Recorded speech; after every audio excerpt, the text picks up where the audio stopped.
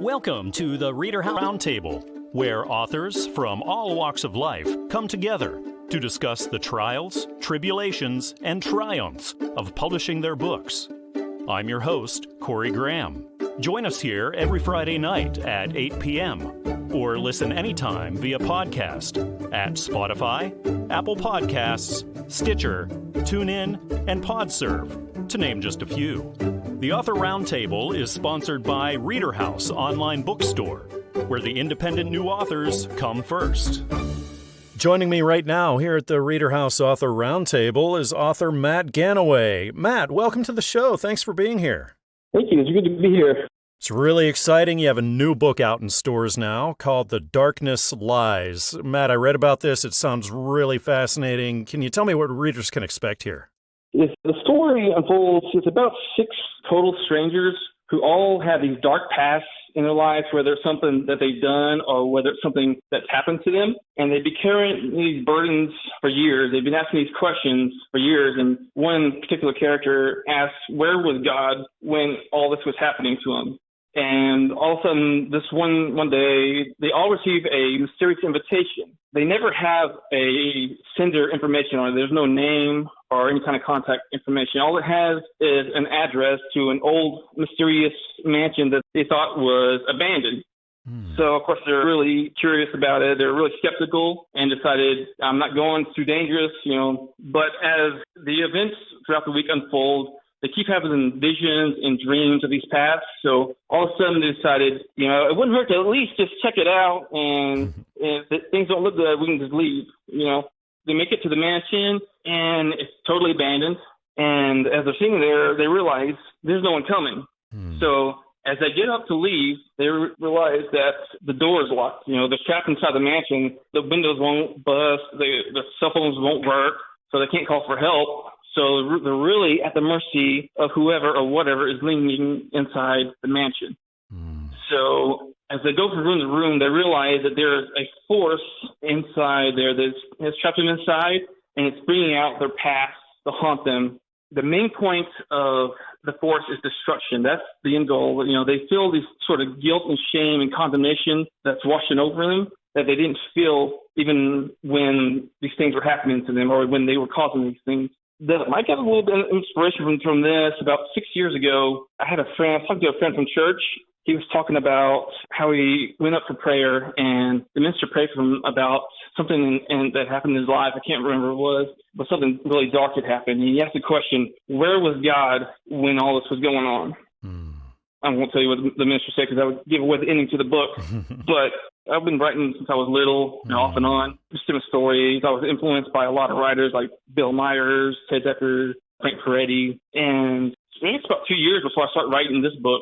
I tried to write another book. I started another book, and it just wasn't coming together. So I just completely abandoned that project. And then when this happened, I was just thinking to myself, for I guess a good year or two, this would be an awesome book. I had the ending playing over and over in my head for a long time, and I really can't remember how it got to be that it's going to be about an abandoned mansion with 6 total strangers trapped inside. I really can't remember how that came to be. I do what I like to call mapping out the book first. What I mean by that is I just write up the major events that are going to take place throughout the book and the different characters, the different personalities, the different backgrounds. And, of course, as you know, all that changes as you write the book. It's like not even recognizable a lot of times. So is this the first time you've been published then, Matt? Yes, it is. The first time I've been published. Congratulations. Thank you. What was it like that moment that you got the first one in? You got to actually hold this thing for the first time and your name's on the cover. It had to be crazy. It was surreal. I mean, I always pictured it, how it would go. It didn't hit me really. I had the book in my hand. I remember my wife texted me. I was at work and she texted me that the book went in. So I rushed home. I held it out in my hand and I just couldn't believe it really until it didn't really hit me until, probably 2 or 3 weeks later, I guess, that it was happening. Now, based on all your experiences, publishing for the first time can be quite the learning experience. So what advice could you give to the people listening who are the aspiring authors, Matt? Don't quit. Everyone wants to write a book, but they don't want to finish it. That's what a lot of them run into. They're like, yeah, I want to write this book, and then they get a few pages done and then just throw it away. So don't quit. Don't quit. Well, if you're a reader that wants a really great story, but you also want some meat, some really good spiritual stuff down in there too, then check this book out. It's called The Darkness Lies. It's written by Matt Gannaway, and it's published by Christian Faith Publishing. Of course, you can find it anywhere. So go on Amazon or Barnes & Noble or iTunes or down the street, your local bookshop, and you'll find this book there. Matt, thank you so much for coming on the show and telling me all about this book. I hope we get to talk again soon. Yeah, I really enjoyed it. Thank you so much.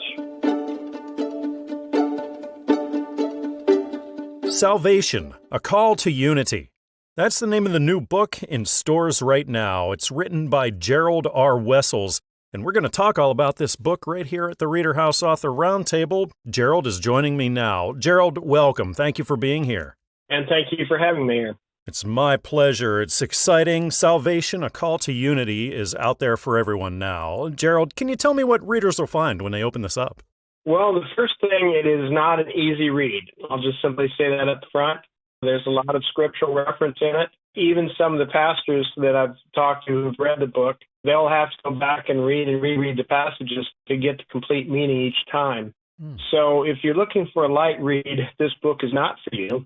However, I believe it's a very important book, and I believe the information in it is even more important. How are you inspired to write this book? What gave you the inspiration to sit down and start it? Well, the actual concept started over 20 years ago. At that point in time, actually what I was going to do is I was going to write another quote-unquote book on theology, which we don't really need. I found out since that point in time that theology originally started off as the study of God, and then it kind of broke down into a situation about what man's opinion is about God. My problem with this is how can a relatively finite man understand an infinite God? And so with that, I went back into the scriptures, and of course, as you well know, there are many denominations and many different beliefs out there, especially even just within Christianity, and that made no sense to me.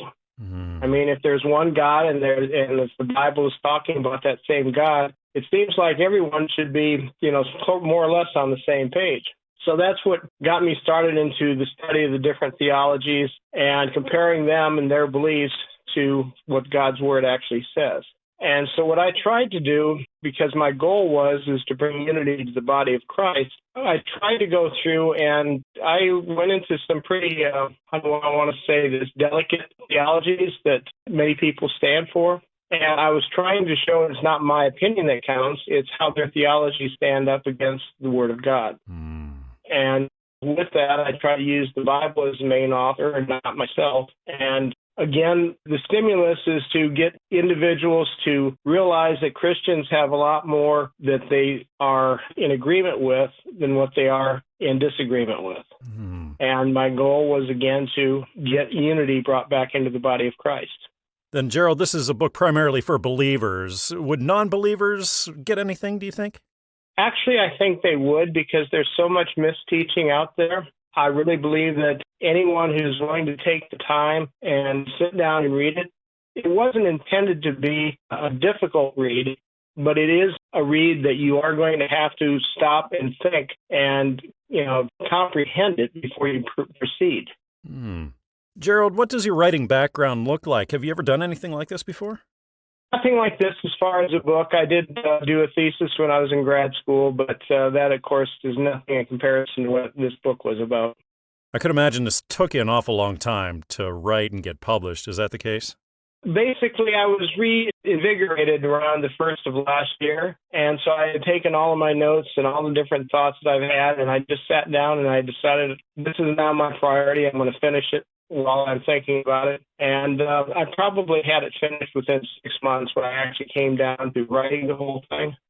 And then after all that time, after all that hard work that you put into it, Gerald, tell me about that moment when the physical copy comes in and you get to hold this book that you made for the first time.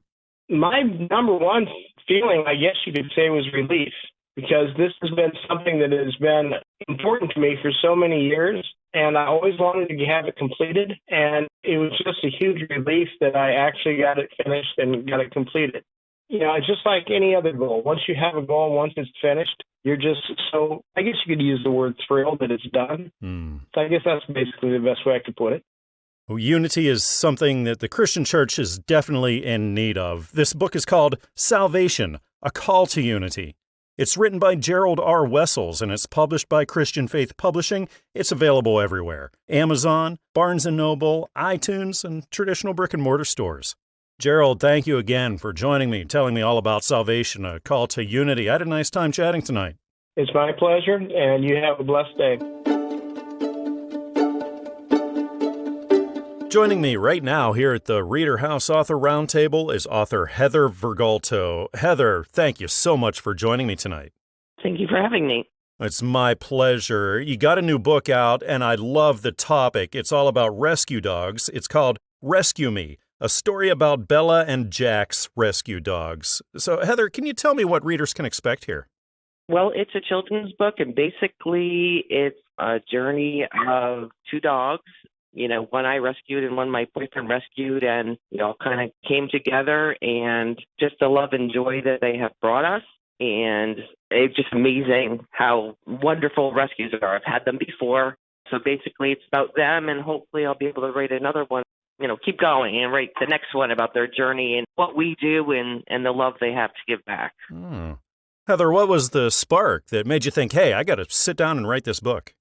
Actually, it started off 10 years ago. I was really worried about, how this would work out. With just grabbing one dog from one rescue, another dog from one rescue. And it amazed me, the relationship that not only did the two dogs have for each other, and they didn't even live in the same household at first. We were in different places, and they would both kind of, get upset not to see each other. You know what I mean? So I was like, wow. I was like, man, this would make a good book. And, the more I see online, the more I see, out there, sometimes you don't realize there's such a huge need for adoption of these pets, of rescue pets. I kind of led towards the children because I have grandchildren now. But it's something that I've wanted to do for 10 years. And once I moved, I said, you know what, I got some time. Let's do it now. Is this the first time you've written or been published, Heather? Yes. Congratulations. Got to be a great feeling. It is. I just didn't think it would ever come to light, and I kind of didn't know how to get to that point, so it took me a little while, but once I got determined, I just kept going ahead. I imagine it was crazy then when you got the first physical copy of this in. You actually got to hold this thing, that you've been working on for so long. What was that like? Yeah, it was pretty amazing because when I reached out to the one publisher I did, I wanted more of like an animated book, but I wanted to make them not so cartoony, but look realistic. And they pretty much nailed it, especially with my tan dog. So I was like, oh, there they are. You know what I mean? I keep telling them, I'm not that they ever will, but I'm hoping. I said, someday you guys will be famous. That's at least I could leave a legacy in this world too. You mentioned hoping to write more of these. Do you have them planned out, or are you just kind of waiting?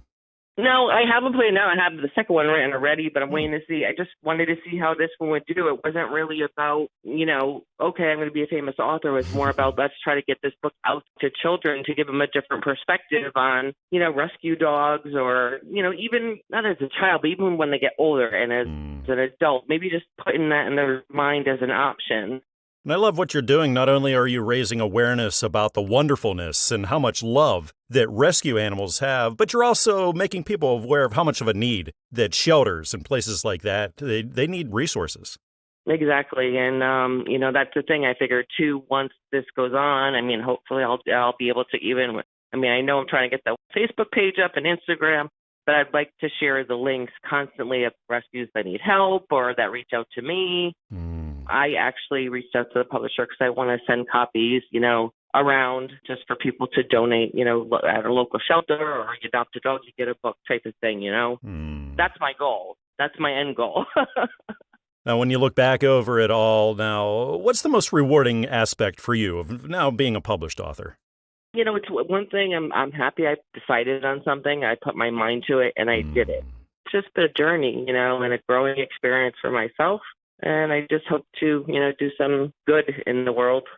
Well, this sounds like a truly wonderful book. I think a lot of people are going to enjoy it, and it's so important. Rescue animals, rescue dogs need us. They need our love, and they need our resources. Check this book out. It's titled Rescue Me, a story about Bella and Jax, rescue dogs. It's written by Heather Virgulto. It's published by Covenant Books, and you can pick it up everywhere. So get on Amazon, go down to Barnes & Noble, get on iTunes, or take a walk down to your local bookshop, and it'll be right there for you.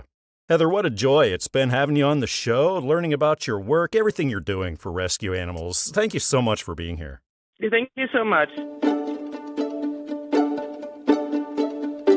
Sitting down here right beside me now at the ReaderHouse Author Roundtable is author Thomas Greaves. Thomas, welcome to the show. Thank you so much for joining me tonight. Oh, it's great to be here. Well, it's great when you have a new book out in stores, and you do. It's called Go, Set a Watchman. Can you tell me all about this? What can readers expect here?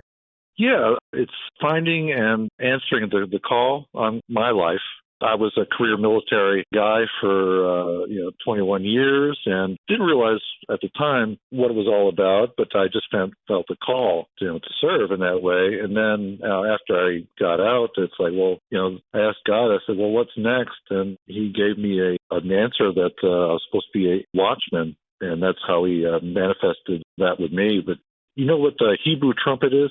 The Hebrew trumpet the actual name is shofar. It's carved out of a antelope horn and hollowed out. And the Jewish people have used that ever since Mount Sinai in the desert, and then their migration over to Israel. They've always used that as it's really a symbol of the watchman. The watchman would sound the alarm with that trumpet that they use.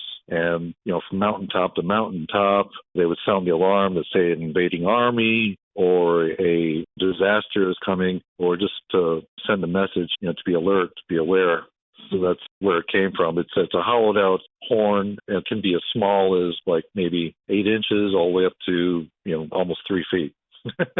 Thomas, what kinds of readers were you speaking to here?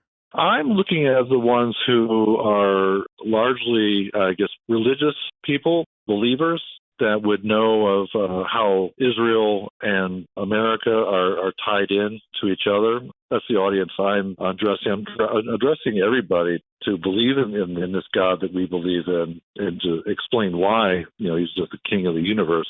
Yeah, I just implored the people. It's like the large portion of the book is like to call people to action. Like, let's say, all of us need to pray more. All of us need to praise more, and stuff like that. So it's a exhortation to answer your calling. Everyone that is a believer has a God-given calling, and even unbelievers have that calling, but it's manifested if you're, a believer in God. But yeah, all of us have a calling, and it's discovering that calling. And I didn't discover my calling until after I'd finished serving the Air Force. I didn't realize I just had this burning desire to serve in the military, and I loved working on airplanes and things like that. And then after I got out, I said, God, what's next? And he soon sent me to a church, and it happened to have people blowing these strange shofar trumpets. And I said, I got to blow this thing. I got to sound it, And it was just inside me that just like, I got to do it. And so for the last 10 years, I've been doing just that. And God has uniquely blessed me in so many ways. And that's why we're talking today, is because I filled a book with how much God has done with me and through me as an open instrument, if you will. Thomas, before this, what's your writing background looked like? Have you written or published before? You know what? I've been wanting to write for years, probably within the last 10 years or so. And, with work that I had at the time, I just never had time to write. And I was just like, I want to write. And my life stories were starting to pile up. And said, man, I need to tell people, what God has done with me. And at the point of, within the last 3 years, I think God was trying to position me to just say, let the traditional jobs go, and I want you to stay, at home and write. Is pretty much what I got. So.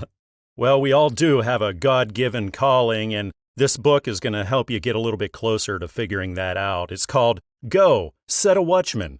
It's written by Thomas Greaves. It's published by Covenant Books, and you can get it everywhere. So log on to Amazon or Barnes & Noble or iTunes, or take a walk down the street to your local bookshop, and you'll be able to find this there. Thomas, it's been great having you on the show and hearing all about your work. I had a nice time talking tonight. It was great talking to you as well. I'd like to welcome back to the ReaderHouse Author Roundtable author Tina Biby. Tina, welcome to the show. Good to be talking with you again. Well, thanks for inviting me to talk with you. It's my pleasure. The first time around, it was a Christmas book, our special Christmas tree. That was your first one.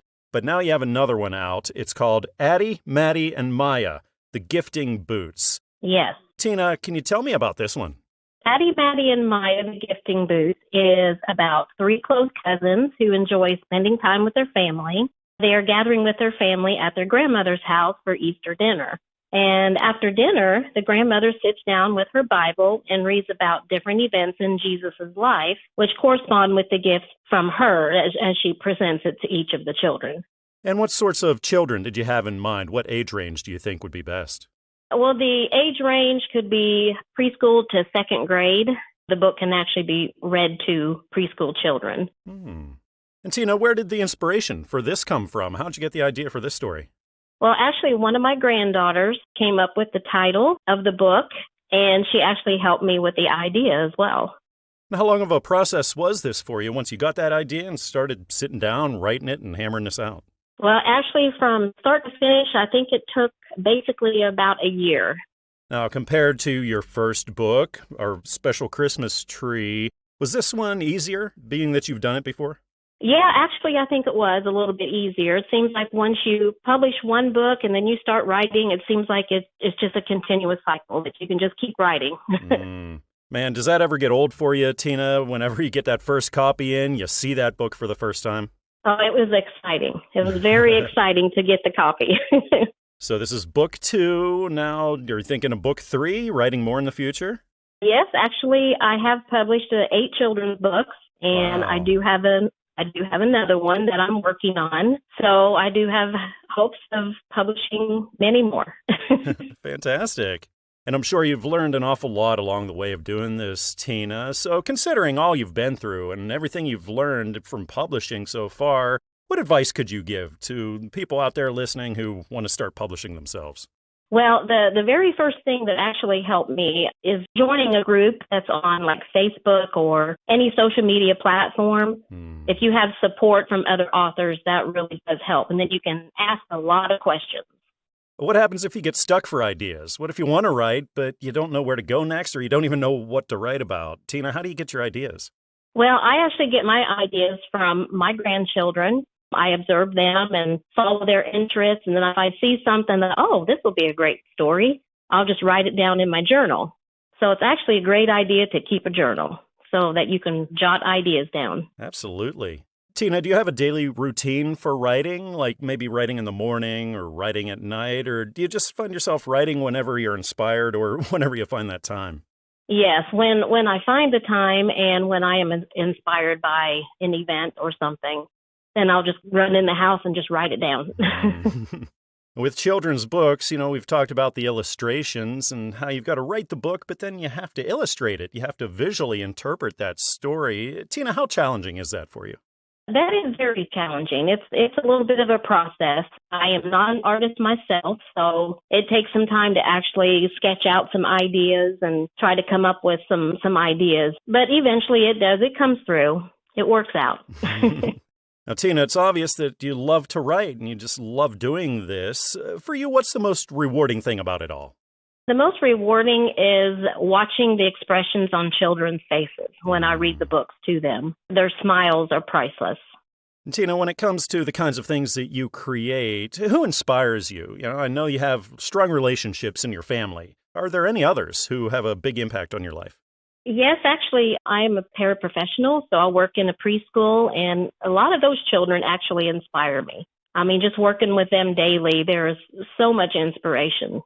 Well, I think children and some adults will really love this book. I encourage my listeners to go check this out. It's titled Addie, Maddie, and Maya, The Gifting Boots. It's written by Tina Biby. It's published by Christian Faith Publishing, and you can grab it everywhere. So get on Amazon or Barnes & Noble or iTunes, or take a walk down the street to your local bookshop and you'll find this there. Tina, it's been great talking with you again. I hope we get to do it again soon. Oh, thank you. It's been great talking to you. Family, Traditions and Celebrations Throughout the Year. It's the name of the new book, just came out, written by Sheila Kovach. And Sheila's right here with me now at the ReaderHouse Author Roundtable. We're going to talk all about the book. Sheila, welcome to the show. Thank you so much for being here. Thank you for inviting me. This is really exciting. Family, Traditions, and Celebrations Throughout the Year is in stores now. Sheila, what can readers expect when they open this up? Well, I'm a Christian fictional short story collection writer. So all my stories in my books have a common theme, and a reader can be inspired to read short stories because it's a little bit different than a novel, because you can read a short story and put it away for a bit and then go back and the next story is completely different. They're all individual stories based on individual storylines, and I enjoy doing that kind of stuff. So far, this is my second book. Oh, wonderful. Well, how did this collection of short stories come together? Where'd you get the idea? How are you inspired? Well, I wrote my first book, Hello, Everyone Has a Story, and it was about meeting people on the walking path. This one came together because I had a lot more stories to tell. And being as I'm the age that I am, and growing up in a large family and having had a large family, I felt that I had some really humorous and interesting stories that I could infuse with moral and a value or thought-provoking idea that my Christian readers and my baby boomer readers would enjoy. One of the main emphasis, and it's on the back of the book, is that we make families throughout our lives. And not everybody stays as tight with their blood family as the families they make in their life, whether it be your church family or your work family or the people you have something in common with. There are a lot of stories in the book about these untraditional kind of families, but that's just the way we are in our lives. Sheila, what does your writing background look like? Have you done this much throughout your life?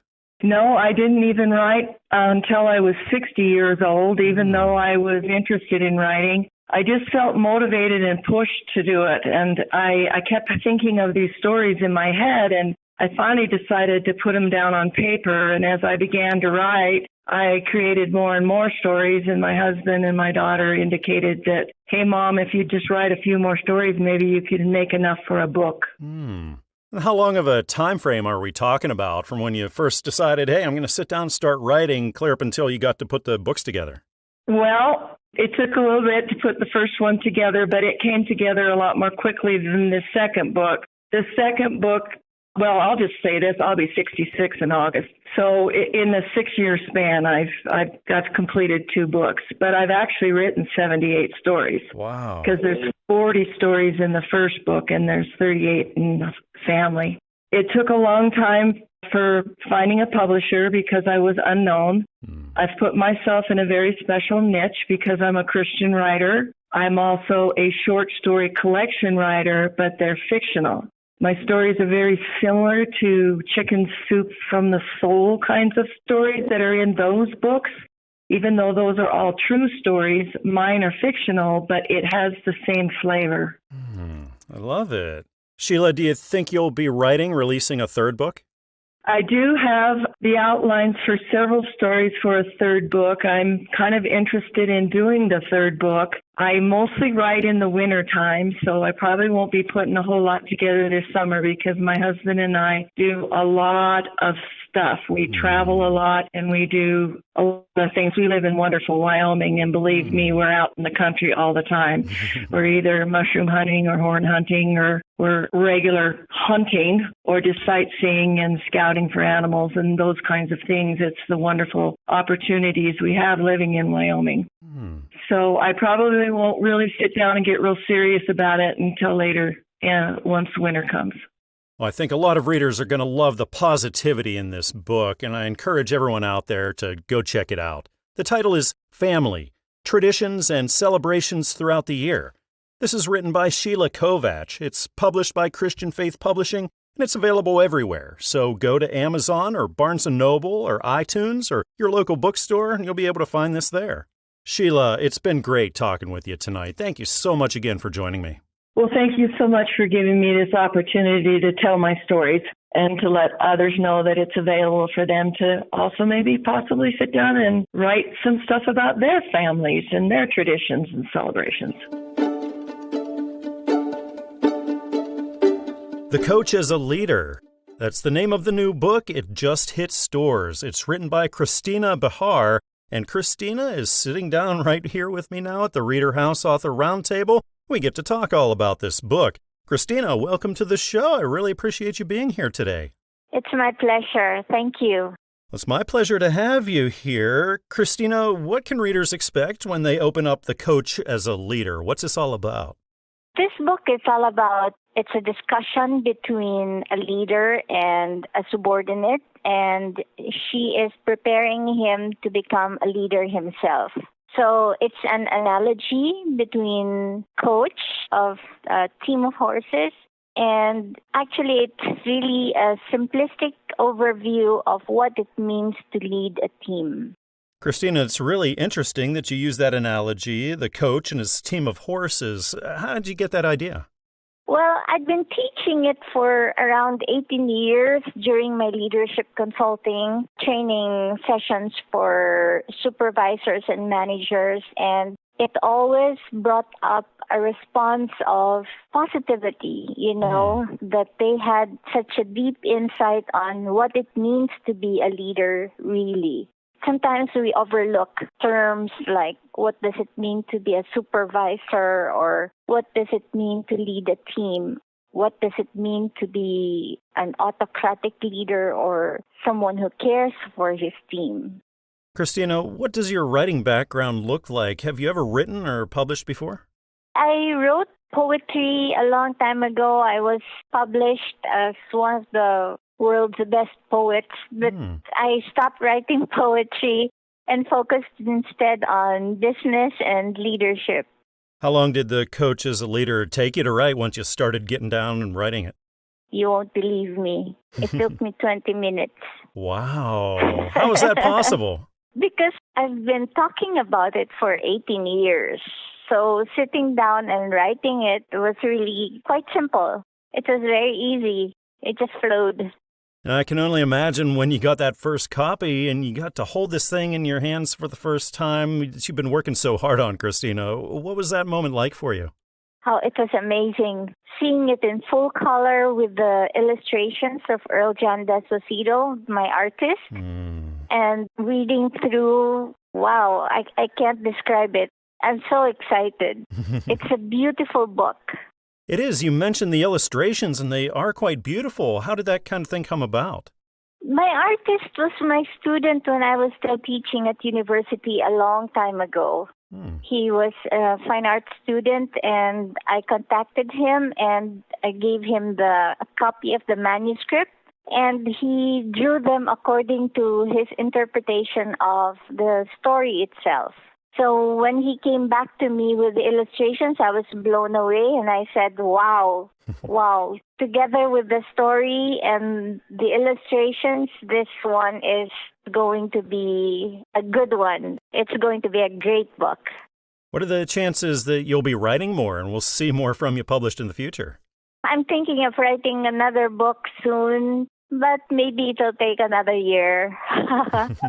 It's still forming in my mind. The process of writing and publishing your first book can be quite the learning process, Cristina. Did you pick up anything along the way that you could offer as advice to authors just starting out? I think if you have an idea that you are truly passionate about, that you should sit down and write it and share it to the world. My take on this is that every person has a story to tell.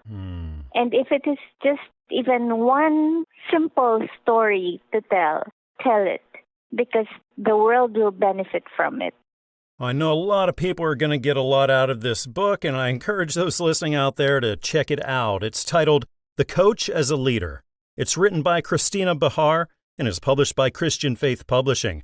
Of course, you can find it anywhere like on Amazon and Barnes & Noble and iTunes and also traditional brick-and-mortar stores. Cristina, I really appreciate you coming on the show and telling me all about your work. I had a great time talking with you tonight. Thank you so much, Corey. It was my pleasure. You know, we don't have control over everything that happens to us in our lives, but we do have control over how we respond to those things. And that's the basis of the book we're talking about here right now at the ReaderHouse Author Roundtable. It's called That I May Know Him. It's written by Grace Peeler, and Grace is sitting right next to me now, and we get to talk all about this book. Grace, welcome to the show. Thanks for being here. Thank you for having me. It's great to have you here. Can you tell me all about That I May Know Him? What can readers expect here? The book is directed toward chronic pain or just chronic illness in general and how it can shape our faith if we allow God to use what we are going through to make us more into His image. That's kind of, I guess, the audience for the book, but I have come to realize over time that it can also apply to other circumstances as well besides chronic illness and pain. Grace, what sparked the inspiration for the book? I was actually asked to start writing weekly devotionals a few years back for a Facebook group with, there was several thousands of people that have the same chronic pain condition that I have. And the creator of the group asked me to start writing some devotionals to share my thoughts about the things that God was teaching me. And after a few weeks of doing that, I had a few people reach out to me, and they told me that if I kept writing and turned it into a book, that they would really love that and they would buy it. And so after a lot of prayer, I kept writing, and with leading from the Lord, it became a 40-day devotional book. How much writing experience did you have before you started writing these? When it comes to books and stuff and professionally, not a whole lot. I did writing in school. I had always thought it would be cool to write a book, but mostly it became something that I would just pray and ask God to show me what to write. How long of a time period are we talking about here? Once you started writing things and then you decided to make a book out of it, how long are we talking? It was probably a couple of years. There was a period of time where I had stopped writing and wasn't sure if I would finish. I experienced the loss of my father in June of 2020. Oh, sorry. Yeah, that kind of really brought the writing to a halt, and it took several months before I felt like I could even continue it again. So with that in mind, it took probably at least a couple of years to finish it completely. What did you find to be the most challenging thing about the publishing end of it? Once you got your manuscript approved and started going through all those hoops, was there anything especially challenging for you? It wasn't too bad. Christian Faith Publishing made the process pretty easy for me. Once I knew that I was getting close to wanting to submit my manuscript, I started just researching a lot of Christian publishing companies. I narrowed it down a lot with the ones who weren't accepting new authors at the time, and God kind of directed my search towards Christian Faith Publishing, and I just reached out to them and got into contact with some really encouraging people and just went from there. Grace, can you tell me about what you were feeling, what was going through your head when you finally got that first physical copy and you get to hold your book for the first time? Oh, boy. There was a lot of emotion, for sure. One of the first things that came to mind was wishing that, my dad could be here to see it. He was always really proud of the writings that I was doing and really enjoyed them. And so it was definitely an emotional time. I was also still in a little bit of disbelief that, hello, I'm now a published author. I'm holding my own book in my hand. It was a roller coaster of emotions, and it took a few days to kind of sort through all of it. It was really good, though. It was a really good feeling. Wow. And what have you found to be the most rewarding aspect of now being a published author? I think it's just hearing of the ways, the people in my life that have started reading it, and just hearing of the ways that it's blessing people. My journey with chronic pain began a little over 8 years ago, and I never imagined God using my pain in a way that would bless other people.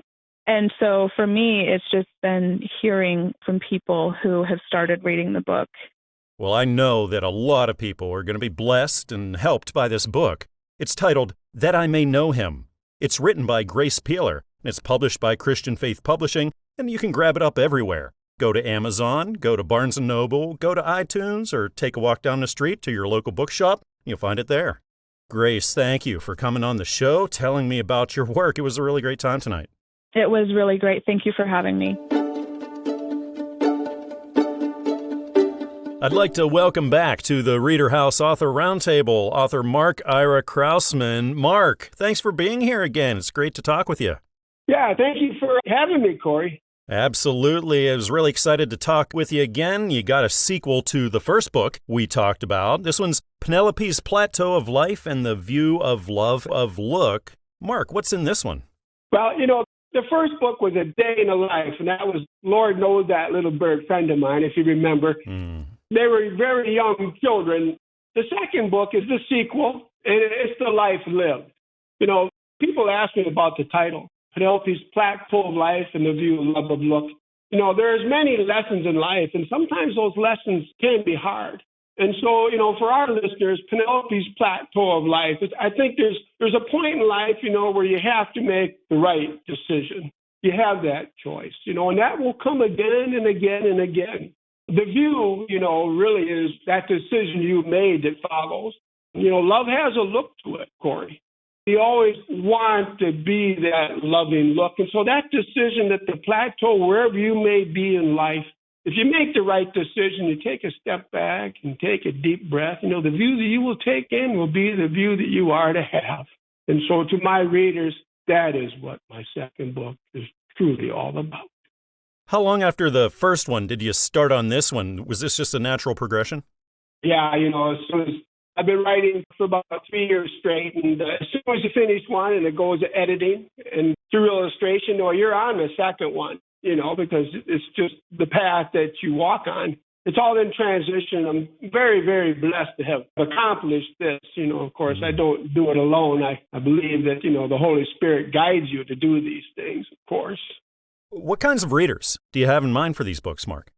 I'm excited to tell everyone, Corey, that part of being out in all brick and mortar stores and things, there's a genre of the people that you want to attract. But my writings, really are for children. And, 14, the second book had progressed where the main characters went through high school. But I think all people can take something away from this. And I have about 14 to 16 in that area from 7, 8 to 16, I would think. But everybody can take something away from what I write.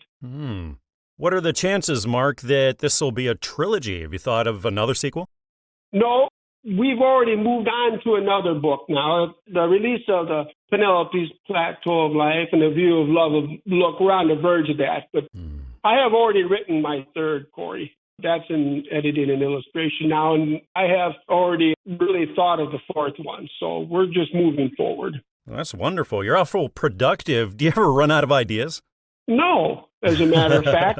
I think what I run out of, like a lot of people in life, is time, So many ideas, so little time. Yeah.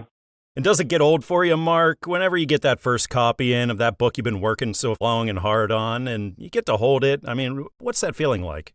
Well, it's just a tremendous accomplishment because, like I said, it's a calling. Anybody who has a passion in life, being a painter or a sculptor, you have a vision. And there's really nothing more rewarding than seeing the fruits of your labor. And this just so happens that it really isn't about myself. It's about doing this for our readers. And I believe that I'm doing this for the Lord, And when it comes to the publishing end of things, there are a lot of hoops you got to jump through that maybe a lot of authors who are starting out aren't quite aware of. What advice would you offer? Are there any warnings you could give to authors who might not be fully aware of what they're getting into when they get into the publishing thing? You just have to be patient. These things take time. You submit your manuscript, of course, it comes back, and you look at the editing, and you see where you made some mistakes. They give you suggestions, and just be patient. And eventually it'll all unfold for you. But be happy and humble because it is such a blessing to do what your passion is, Indeed it is. Well, I think readers are going to love this book. I encourage everyone to check this out, and the first one as well. This one's called Penelope's Plateau of Life and the View of Love of Look. It's written by Mark Ira Krausman. Of course, you can get it everywhere, like at Amazon, Barnes & Noble, iTunes, traditional brick-and-mortar stores, everywhere. Mark, thanks again for joining me again here and telling me about your work. I can't wait till we can do this again. Thank you so much, Corey, for having me. Right now, here at the ReaderHouse Author Roundtable, I'm joined by author Patricia Friedberg. Patricia, welcome to the show. Thank you so much for joining me. My pleasure. It's really exciting that you have a new book out. It's called Letters from Wanky. Patricia, what's this book all about? This book is about when I was a very young woman in England, where I was born. I come from London, as you can probably tell. And I married a South African, and we left for Africa the day after we got married. And I was all of 19, 20 years old. And we went to Johannesburg, where the apartheid was in full force. I didn't like it. I didn't want to be part of it. And my husband, who was a cardiologist, a doctor, but also of general medicine, got a position in a place called Wanky, which is in the middle of nowhere in what was then southern Rhodesia. It is now Zimbabwe. And it's about 50 miles from Victoria Falls, and it's on the edge of a game reserve. And when we were there, it was, to say the least, primitive, mostly tribal, and because of the mines, it had small European by that I mean white population who dealt with the mining side of it. My husband was very busy as a doctor, and I was a bit confused about where I was.